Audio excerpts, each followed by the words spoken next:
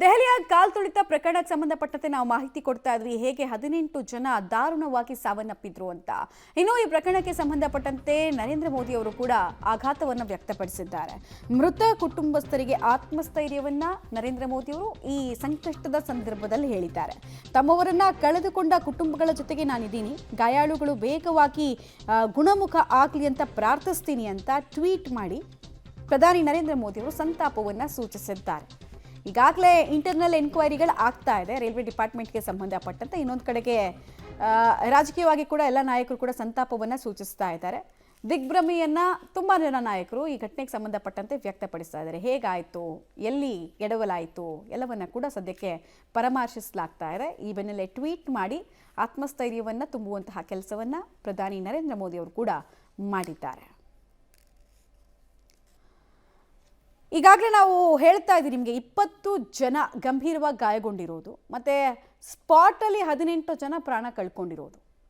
So ಅಧಿಕಾರಿಗಳದ್ದು ಬಹಳ ದೊಡ್ಡ ತಪ್ಪಿದೆ. ಘಟನೆಯನ್ನು ಮಿಸ್ಜಡ್ಜ್ ಮಾಡಿದ್ದಾರೆ ಅಧಿಕಾರಿಗಳು ಅನ್ನೋದು ಸ್ಪಷ್ಟ. ಸೊ ಅವ್ರದ್ದು ಎಷ್ಟು ಜನರ ತಲೆದಂಡ ಆಗುತ್ತೆ ಅನ್ನೋದು ನೋಡ್ಬೇಕು ನಾವು. ನಿನ್ನೆ ರಾತ್ರಿ ನವದೆಹಲಿಯ ರೈಲ್ವೆ ನಿಲ್ದಾಣದಲ್ಲಿ ಘನಘೋರ ದುರಂತವೊಂದು ನಡೆದು ಹೋಗಿದೆ. ಪ್ರಯಾಗ್ರಾಜ್ನ ಕುಂಭಮೇಳಕ್ಕೆ ತೆರಳುತ್ತಿದ್ದಂಥ ಸಂದರ್ಭದಲ್ಲಿ ರೈಲ್ವೆ ನಿಲ್ದಾಣದಲ್ಲಿ ಕಾಲ್ತುಳಿತ ಸಂಭವಿಸಿ 18 ಜನರು ಸಾವನ್ನಪ್ಪಿರುವಂಥ ಘಟನೆ ಸಂಭವಿಸಿರುವಂಥದ್ದು. 10ಕ್ಕಿಂತ ಹೆಚ್ಚು ಜನರು ಗಾಯಾಳುಗೊಂಡಿದ್ದಾರೆ. ನಾನೀಗ ನವದೆಹಲಿಯ ರೈಲ್ವೆ ನಿಲ್ದಾಣದ ಪ್ಲಾಟ್ಫಾರ್ಮ್ನಲ್ಲಿದ್ದೀನಿ. ಎಲ್ಲಿ ನಿನ್ನೆ ರಾತ್ರಿ ಈ ಘಟನೆ ನಡೆದಿತ್ತು ಆ ಸ್ಥಳದಲ್ಲಿದ್ದೀನಿ. ನೀವು ನೋಡ್ಬೋದು, ಪ್ಲಾಟ್ಫಾರ್ಮ್ ನಂಬರ್ 15 ಮತ್ತು 16ರ ನಡುವೆ ನಿನ್ನೆ ರಾತ್ರಿ ಒಂದು 10 ಗಂಟೆ ಸುಮಾರುಗೆ ಈ ಒಂದು ದುರ್ಘಟನೆ ನಡೆದಿರುವಂಥದ್ದು. ಮಹಾಕುಂಭ ಮೇಳಕ್ಕೆ ತೆರಳಿಕ್ಕೆ ಜನರು ಈ ಪ್ಲಾಟ್ಫಾರ್ಮ್ಗೆ ಬಂದಿದ್ರು. ಸಹಜವಾಗಿ ವೀಕೆಂಡ್ ಆಗಿದ್ದಂಥ ಹಿನ್ನೆಲೆಯಲ್ಲಿ ಮತ್ತು ಮಹಾಕುಂಭದ ಅವಧಿ ಕೂಡ ಅಂತ್ಯ ಆಗ್ತಾ ಇರುವಂಥ ಹಿನ್ನೆಲೆಯಲ್ಲಿ ಹೆಚ್ಚೆಚ್ಚು ಜನರು ದೆಹಲಿಯಿಂದ ಹೋಗಬೇಕು ಅನ್ನುವಂಥ ನಿರೀಕ್ಷೆಯಲ್ಲಿ ಎಲ್ಲರೂ ಕೂಡ ಬಂದಿದ್ದರು. ಅವರು ಮಹಾಕುಂಭಕ್ಕೆ ಹೋಗುವಂತಹ ತಯಾರಿಯಲ್ಲಿ ಕೂಡ ಇದ್ದರು. ನಿನ್ನೆ ರಾತ್ರಿ ಭಾನುವಾರ ಆಗಿದ್ದಂಥ ಹಿನ್ನೆಲೆಯಲ್ಲಿ ಇವತ್ತು 2 ವಿಶೇಷವಾದಂಥ ಟ್ರೈನ್ಗಳನ್ನು ಮಹಾಕುಂಭಕ್ಕಾಗಿ ಬಿಡಲಾಗಿತ್ತು. ಆ 2 ಟ್ರೈನ್ಗಳು ಪ್ಲಾಟ್ಫಾರ್ಮ್ ನಂಬರ್ 14 ಮತ್ತು 15ರಲ್ಲಿ ಬರಬೇಕಾಗಿತ್ತು.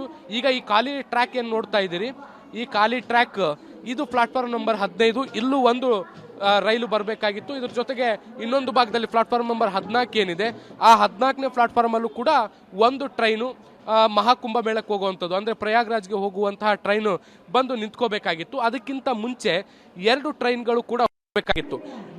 ಮಹಾಕುಂಭ ಮೇಳಕ್ಕೆ ಹೋಗಬೇಕಾಗಿದ್ದಂತಹ ಟ್ರೈನ್ಗಳು ಬರೋಕ್ಕಿಂತ ಮುಂಚೆ ಬರಬೇಕಾಗಿದ್ದಂಥ 2 ಟ್ರೈನ್ಗಳ ಆಗಮನದ ಸಮಯದಲ್ಲಿ ವಿಳಂಬ ಆಯಿತು.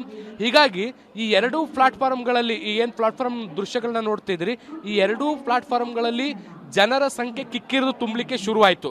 ಅಂದರೆ 2 ಟ್ರೈನ್ಗಳು ವಿಶೇಷ ಟ್ರೈನ್ಗಳು ಮಹಾಕುಂಭ ಮೇಳಕ್ಕೆ ಹೋಗುವಂಥದ್ದು, ಅದಕ್ಕಿಂತ ಮುಂಚೆ 2 ಟ್ರೈನ್ಗಳು ಬೇರೆ ಬೇರೆ ಪ್ರದೇಶಗಳಿಗೆ ಹೋಗುವಂಥದ್ದು. ಒಟ್ಟು 4 ಟ್ರೈನ್ಗಳಿಗೆ ಹೋಗಬೇಕಾಗಿದ್ದಂತಹ ಜನಸಂಖ್ಯೆ ಏನಿದೆ ಅದೆಲ್ಲವೂ ಕೂಡ ಇಲ್ಲಿ ಜಮಾವಣೆ ಆಗಲಿಕ್ಕೆ ಶುರುವಾಯಿತು. ಏಕಾಏಕಿ ಕ್ರೌಡ್ ಆಗಲಿಕ್ಕೆ ಶುರುವಾಯಿತು. ಮತ್ತು ವೀಕೆಂಡ್ ಆಗಿದ್ದಂಥ ಹಿನ್ನೆಲೆಯಲ್ಲಿ ಬೇರೆ ಬೇರೆ ಭಾಗಗಳು, ಅಂದರೆ ಮಹಾಕುಂಭ ಮೇಳವನ್ನು ಹೊರತುಪಡಿಸಿ ಬೇರೆ ಬೇರೆ ಭಾಗಗಳಿಗೆ ಹೋಗುವಂಥ ಜನಸಂಖ್ಯೆಯು ಕೂಡ ಬಹಳ ದೊಡ್ಡ ಪ್ರಮಾಣದಲ್ಲಿತ್ತು. ಈ ಎಲ್ಲ ಜನ ಸಮುದಾಯ ಸೇರಿ ಏನು ಒಂದು ಇಕ್ಕಟ್ಟಿನ ಪ್ರದೇಶ ನಿರ್ಮಾಣ ಆಯಿತು, ಜನ ನಿಬಿಡ ಪ್ರದೇಶ ಆಗಿ ಹೊರಹೊಮ್ಮಿತು. ಇದಾದ ಮೇಲೆ ನೂಕುನುಗ್ಗಲು ಕ್ರಿಯೇಟ್ ಆಗಿ ಅದಾದ ಮೇಲೆ ಕಾಲ್ತುಳಿತ ಸಂಭವಿಸ್ತು ಅನ್ನುವಂಥ ಮಾಹಿತಿಗಳಿರುವಂಥದ್ದು. ನೀವೇನು ನೋಡ್ತಿದ್ದೀರಿ, ಇದೇ ಸ್ಟೇರ್ಗೇಜ್ ಹತ್ತಿರವೂ ಕೂಡ ಸಾಕಷ್ಟು ಕಾಲ್ತುಳಿತ ಸಂಭವಿಸುವಂಥದ್ದನ್ನು ಕೂಡ ಗಮನಿಸಿದ್ವಿ. ಈ ಭಾಗದಲ್ಲಿ ಈಗ ಏನು ವೇಟಿಂಗ್ ಝೋನ್ ನೋಡ್ತಾ ಇದ್ದೀರಿ, ಇಲ್ಲಿ ವೇಟ್ ಮಾಡ್ತಾ ಕೂತಿದ್ದಂಥ ಜನರು ಕೂಡ ಸಾಕಷ್ಟು ಜನರು ಬಲಿಯಾಗಿರುವಂಥದ್ದನ್ನು ಕೂಡ ನಾವು ಗಮನಿಸ್ತಾ ಇದ್ದೀವಿ. ಒಟ್ಟು 9 ಜನ ಮಹಿಳೆಯರು, 5 ಜನ ಮಕ್ಕಳು, 4 ಜನ ಪುರುಷರು, ಒಟ್ಟು 18 ಜನ ಸಾವನ್ನಪ್ಪಿದ್ದಾರೆ ಅನ್ನುವಂಥ ನಿಟ್ಟಿನಲ್ಲಿ ರೈಲ್ವೆ ಇಲಾಖೆಯ ಅಧಿಕಾರಿಗಳು ಕೂಡ ಮಾಹಿತಿಯನ್ನು ಕೊಡ್ತಾ ಇದ್ದಾರೆ. ಒಟ್ಟು 1500ಕ್ಕಿಂತ ಹೆಚ್ಚು ಜನರಲ್ ಟಿಕೆಟ್ಗಳನ್ನು ಕೊಟ್ಟಿದ್ದು ಕೂಡ ಅಪಘಾತಕ್ಕೆ ಕಾರಣ ಆಗಿದೆ ಅನ್ನುವಂಥ ನಿಟ್ಟಿನಲ್ಲಿ ಮಾಹಿತಿಯನ್ನು ಈಗ ಸಿಗ್ತಾ ಇರುವಂಥದ್ದು. ಸ್ಥಳಕ್ಕೆ ರೈಲ್ವೆ ಸಚಿವರಾಗಿರುವಂಥ ಅಶ್ವಿನಿ ವೈಷ್ಣವ್ ಅವರು ಕೂಡ ಬಂದು ಪರಿಸ್ಥಿತಿಯನ್ನು ಪರಿಶೀಲನೆ ಮಾಡಿ ಉನ್ನತ ತನಿಖೆಗೆ ಕೂಡ ಆದೇಶವನ್ನು ಮಾಡಿದ್ದಾರೆ. ಸೊ ಈಗ ಪರಿಸ್ಥಿತಿಯನ್ನು ಸಂಪೂರ್ಣವಾಗಿ ನಿಯಂತ್ರಣಕ್ಕೆ ತರುವಂಥ ಕೆಲಸವನ್ನು ಮಾಡಿದ್ದಾರೆ.